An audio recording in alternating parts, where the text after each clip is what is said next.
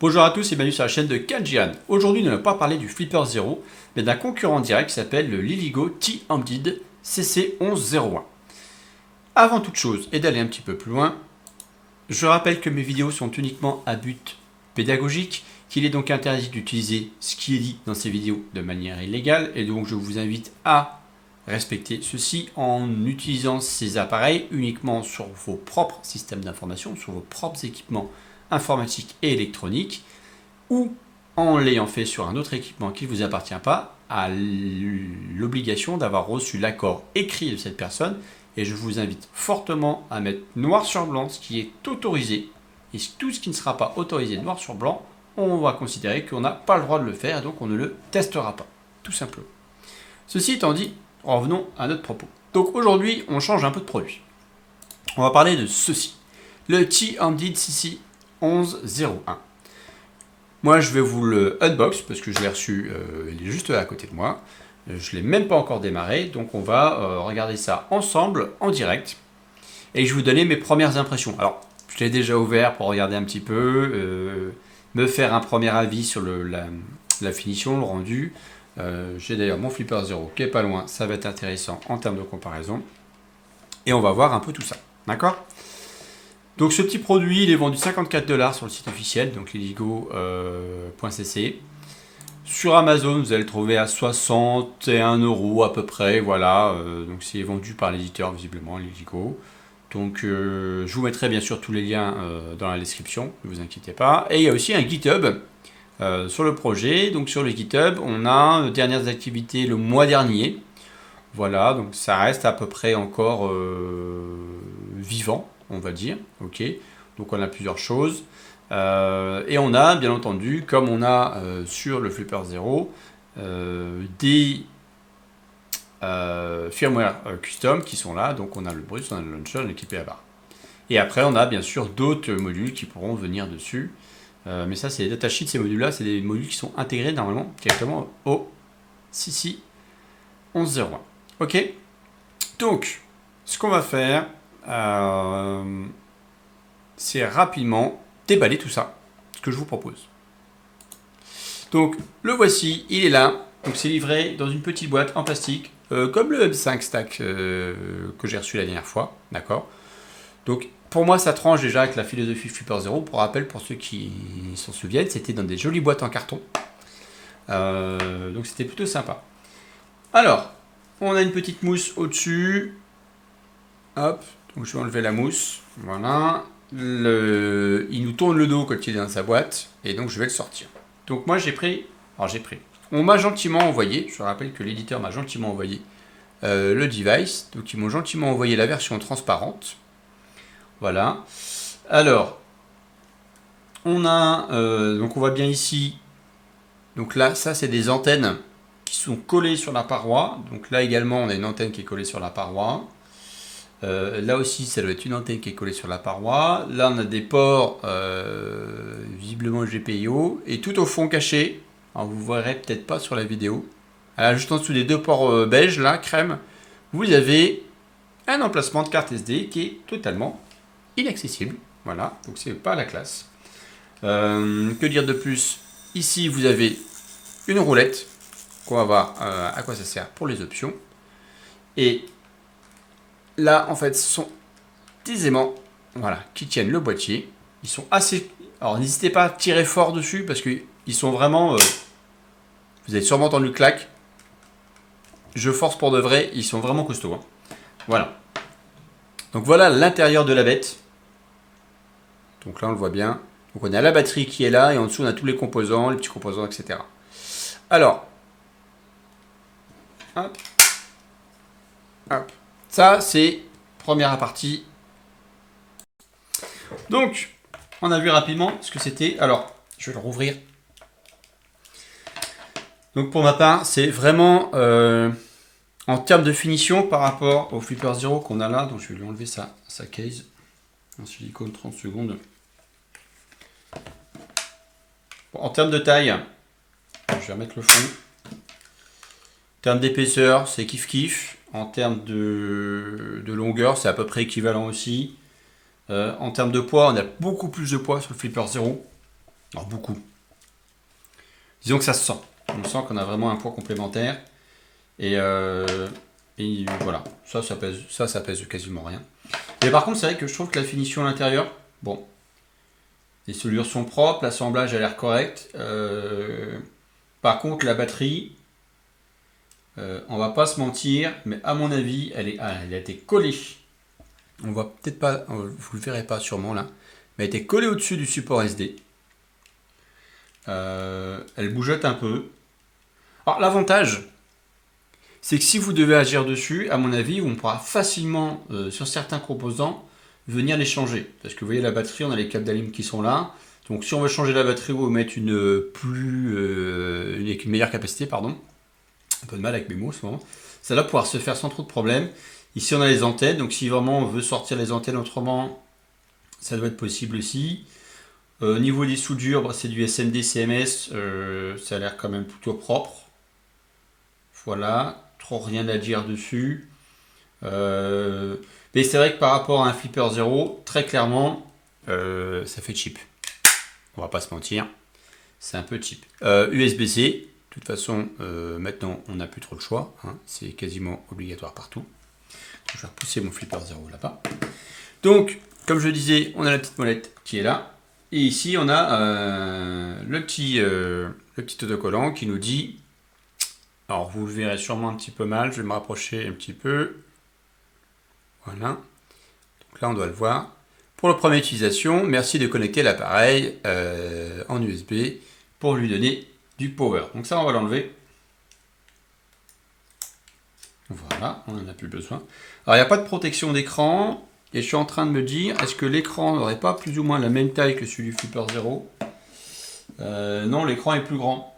Donc si vous voulez protéger votre écran, il faudra faire comme quelqu'un m'avait dit, vous prenez une protection d'écran que vous n'utilisez pas, vous la découpez proprement, j'insiste sur le proprement, et vous la collez dessus.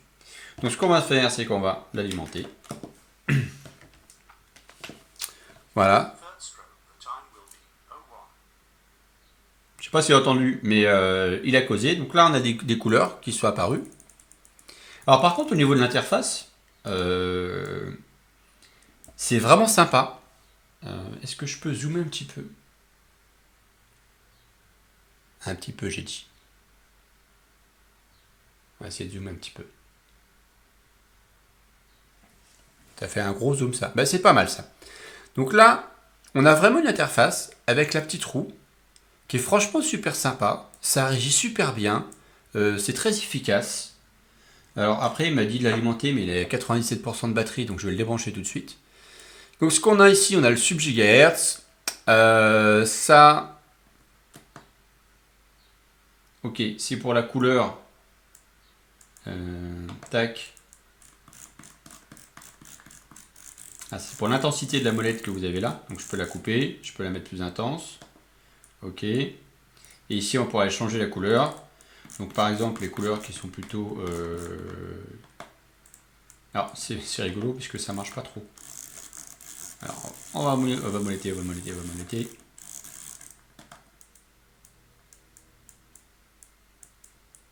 Hop, et on arrive ici. Bon, pourquoi pas. Donc on a le sub-gigahertz ici.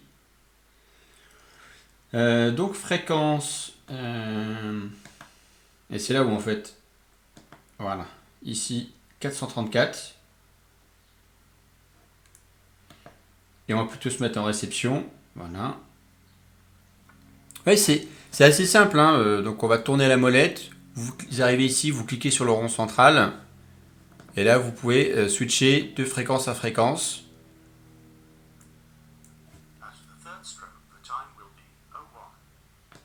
Donc là, vous voyez qu'il a craché, tout simplement. Hein.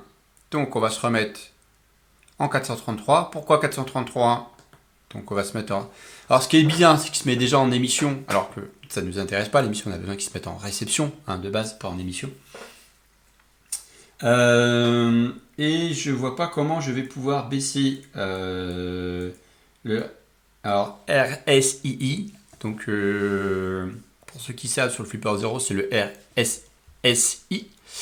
Donc voilà, donc là pour l'instant, je sais que j'ai une sonnette à côté, puis de toute façon je suis con, je je vais pouvoir le stimuler parce que j'ai mon flipper 0. Donc avec le flipper 0, ici, je vais aller dans mes subgigahertz. Je vais prendre ce que j'ai sauvegardé. Est-ce que j'ai toujours ma sonnette? Si je ne l'ai pas supprimée, je vous demande une seconde. Après, ça, sinon j'ai des fichiers météo. Voilà, j'ai ma sonnette. Donc ici, je vais l'émuler. Et là, je l'envoie. Donc vous l'avez peut-être entendu. Vous avez dû l'entendre. Par contre, lui, c'est à 433 MHz. Il a rien vu. Donc là, j'avoue, il a replanté. Et il a...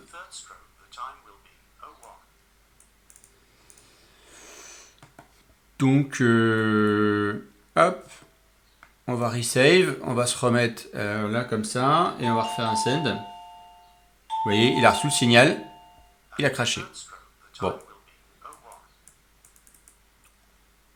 C'est pas très très engageant. Alors, on a des settings. Qu'est-ce qu'on peut faire dans les paramétrages? Alors, rotation de l'écran, deep sleep, 8 thèmes. Alors, on a mode dark, je suppose qu'on a un light. D'accord, ouais, on va rester sur le dark. Alors, j'aime pas les modes dark. Même si mon Firefox derrière est en dark, mais c'est pour d'autres raisons. Je vous conseille de mettre en dark parce qu'il y a des chances de vous économiser un peu plus de batterie. Alors, le shutdown, on s'en moque. Et au bout de système, on va voir ce qu'il y a dedans. Voilà, donc là, on a la version du firmware. Et si je reprends le site... Une seconde, sur le GitHub du moins, le GitHub, on avait la version du software, c'est la 25.01.09.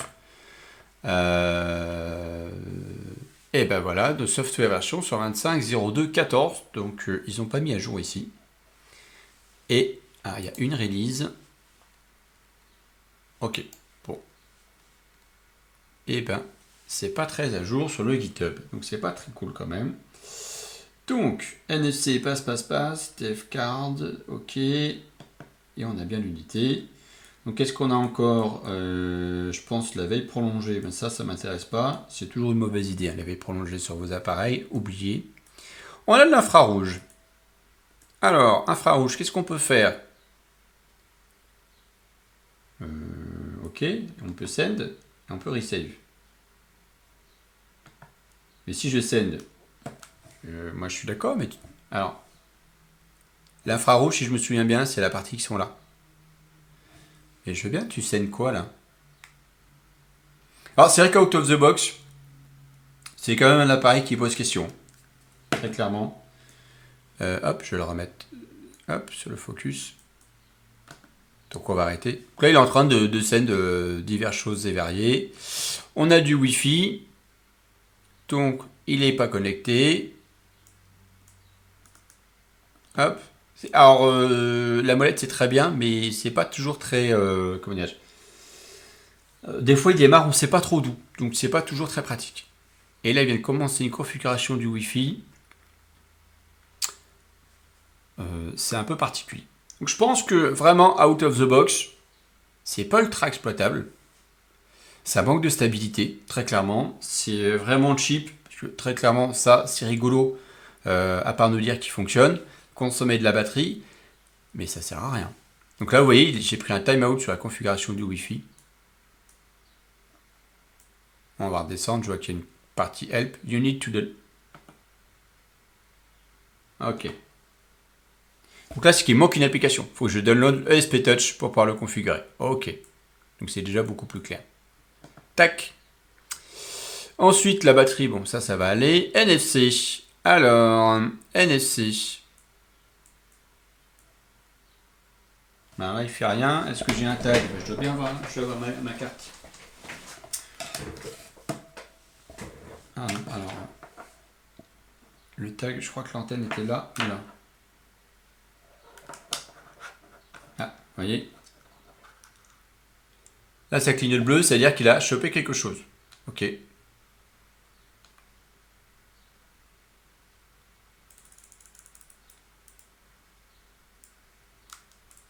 Après, je suis en train de regarder ce que j'ai pas d'autres boutons. On a un autre bouton ici, là. Je sais pas trop à quoi il sert, celui-là.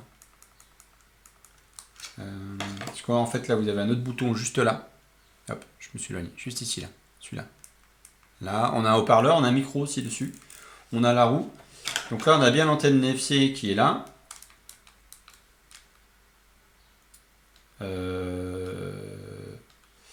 Et si je fais... Ah, je peux pas me déplacer. D'accord. Bon. C'est assez particulier.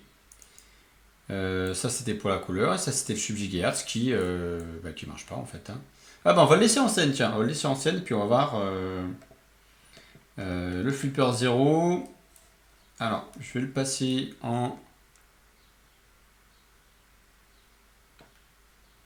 434 MHz et on va voir ce que le Flipper arrive à lire à côté. Voilà. Alors, par contre, l'écran est vraiment sympathique hein, du Liligo. Alors, je dis pas que ça serait beaucoup plus intéressant de l'avoir dessus. Donc là, je pense qu'il récupère des trucs. Le binro est en on. Par contre, vous voyez, là, j'ai pas la modulation, j'ai rien. Je pense qu'ils se font stimuler. Ce que je vais faire, c'est que je vais le rapprocher de 434 quand même.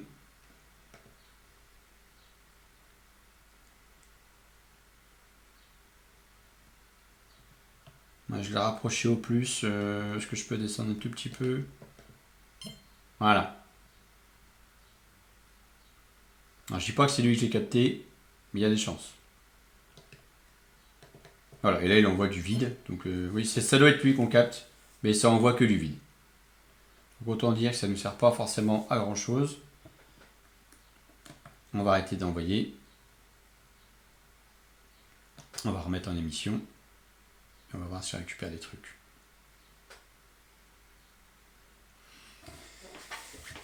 Bon, vous l'aurez compris, de prime abord, c'est pas très joyeux hein, comme petit appareil pour une soixantaine d'euros. Mais comme beaucoup de devices comme ça, qu'on va trouver, comme par exemple le M5 Stack, qui n'est pas du tout fait pour faire ce qu'on fait avec, on va sûrement avoir des choses plus sympas à faire en changeant le firmware.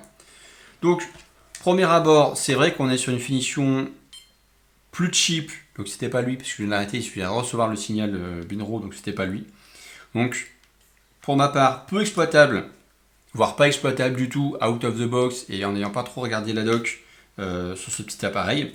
Donc, on va voir ce qu'on peut en faire après. Je crois savoir qu'il y en a certains d'entre vous qui en ont. Donc, si vous avez des choses, des retours, de l'expérience à communiquer, je suis preneur. J'avoue que le GitHub qu'on a avec les commentaires qui est sur la plateforme, il n'est pas super engageant.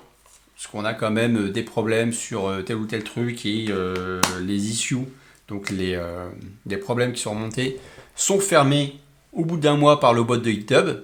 C'est quand même pas terrible. La batterie a l'air de descendre quand même relativement rapidement, notamment à cause de ça.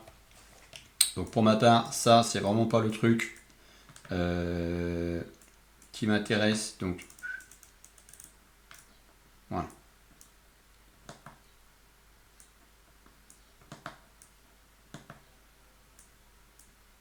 Tac, ça je vais l'éteindre parce que ça typiquement ça m'intéresse pas.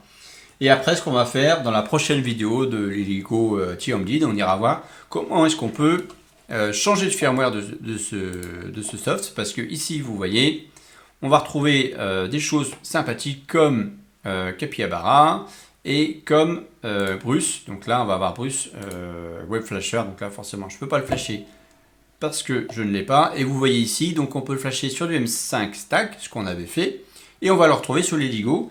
Et mon petit doigt me dit qu'il sera quand même plus pratique sur le Liligo que sur le M5 Stack Stick plus 2 que j'ai, qui est vraiment très faible en termes de batterie. Lui a quand même l'air d'avoir une batterie nettement plus efficace.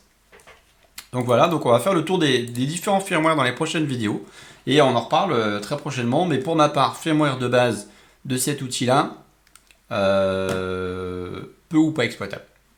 Voilà, je n'ai pas réussi à configurer le Wi-Fi, il m'a dit non, il faut que tu télécharges un module. Sur l'audio, je l'ai entendu, sur l'infrarouge, il envoie des trames, mais franchement, c'est pas ce qu'il fait. Il envoie des frames, je suis en train de l'envoyer là